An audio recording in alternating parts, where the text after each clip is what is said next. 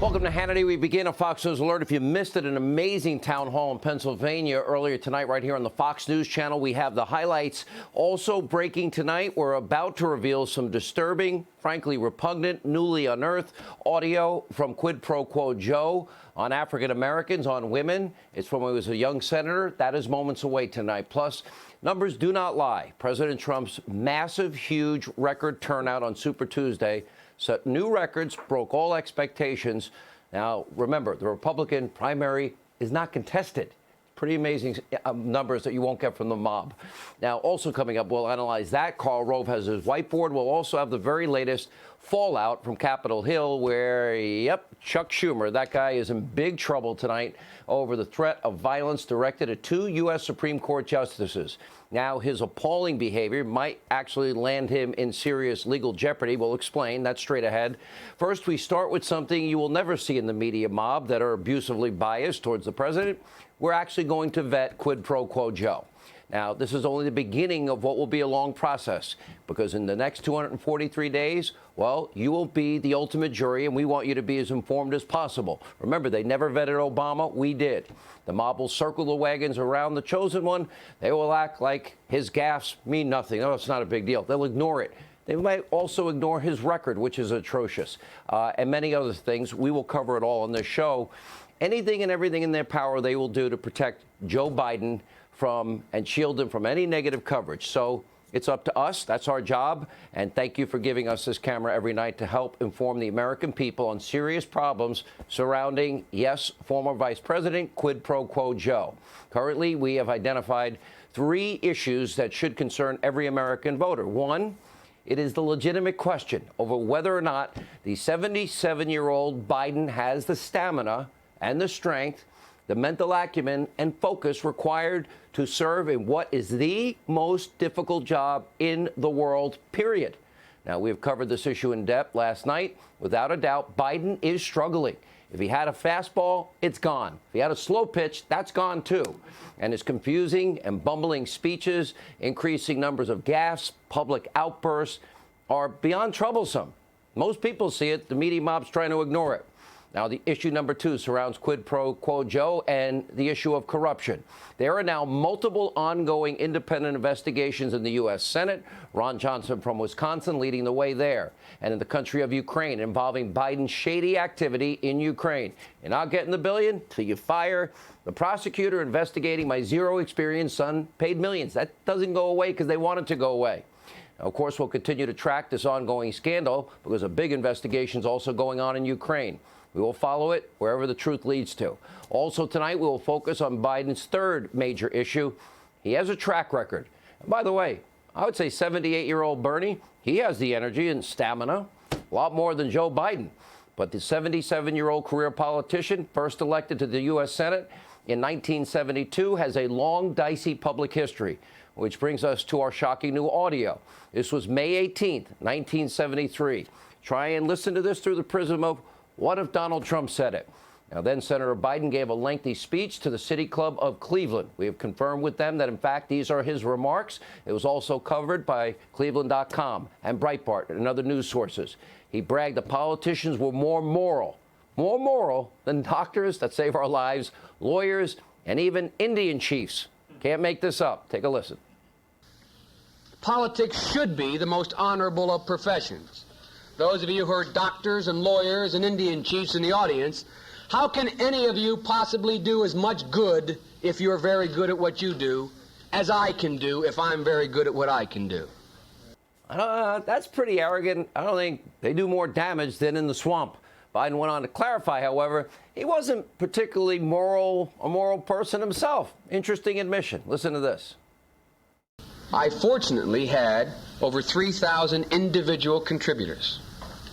Nobody makes up any more than 1 percentage point of my total budget. Nobody for 1 percentage point gets a hold of that either. Nobody gets any more than a return phone call for that 1%. But it's not because I'm particularly moral.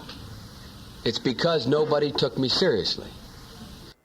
Biden admitting he'll pretty much do anything to maintain power. Wow. But the most shocking parts of the audio involve his statements about women and minorities. In fact, he made several derogatory jokes about women in the audience. They didn't even think they were, oh, they told me you weren't going to be here. Oh, I wasn't expecting you to be here. Take a listen. And the only analogy I can really think of is a football analogy, and I apologize to you women in the audience for not being able to think of a more appropriate analogy, but they told me here they didn't want you here anyway. I didn't expect any women to be here. I didn't want women here anyway. I was going to speak to a group of guys. What's that? I came here to talk football. You can't possibly know anything about football. Can you imagine if any Republican said this? The hysteria in the media mob, it would be nonstop. The coverage would be apoplectic, outrage, moral selective outrage, as it usually is. There's one more. One point in the speech, Biden singled out a woman in the front row, asking a question. Listen to this. Senator, I find you very articulate. May I ask I find you very lovely. Come on up front.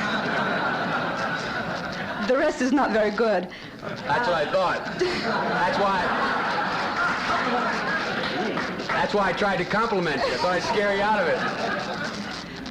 To the best of your knowledge, Senator, do you believe that the Democratic Party has ever been involved in something as atrocious as bugging? Sure, yes. Yes, I do. But bugging isn't the question, kiddo. Yeah, kiddo. Okay. Oh, they didn't want you here anyway. This guy is trying to win over, what, social justice warriors in the Democratic Party, and there's more. At one point, then, Senator Biden actually refers to African Americans, what I see is a horrible, degrading word. Listen for yourself. I think the two-party system, although my Democratic colleagues don't like me saying this, I think the two-party system is good for the South and good for the good for the black in the South. Now, that's the current frontrunner of the Democratic Party. We reached out to Biden and the Biden campaign for comment. They have yet responded. Now, remember, according to their rules, you must be held accountable for every single word you've ever said and anything you've ever done. That is, unless, of course, you're a Democrat and you believe with them. Now, you might want to also remember Joe Biden, well, even in this speech, he praised a known segregationist. And get this. Cleveland.com first reported these disturbing remarks in May of 2019, and I doubt any of you saw this up until now. And nearly everyone in the media mob, they ignored it. Of course they did. Biden, meanwhile, has a long record of weird, offensive, and frankly racial rhetoric. What you just heard is nothing new. Take a listen. The largest growth in population is Indian Americans moving from India. You cannot go to a 7-Eleven or a Dunkin' Donuts unless you have a slight Indian accent. I'm not joking. What kind of a chance would a northeastern liberal like Joe Biden stand in the South? Better than anybody else. And you don't know my state. My state was a slave state. My state is a border state. My state is the 8th largest black population in the country. You got the first sort of mainstream African American who is articulate and bright and clean and a nice looking guy. I mean, that's a storybook. They're going to put you all back in chains. First time ever. I'm bright and articulate and clean. African American. This is a storybook. What? You heard that right. Biden once referred to Obama as the first mainstream African American who's articulate, bright, and clean. Why is the radical extreme Socialist Democratic Party lining up behind a very flawed candidate who also praised segregationists? Well, apparently they now have no choice. Elizabeth Warren is officially out. No one liked her. And the other candidate just spent weeks doubling down on his praise of murdering communist dictatorships moments ago during a Fox town hall.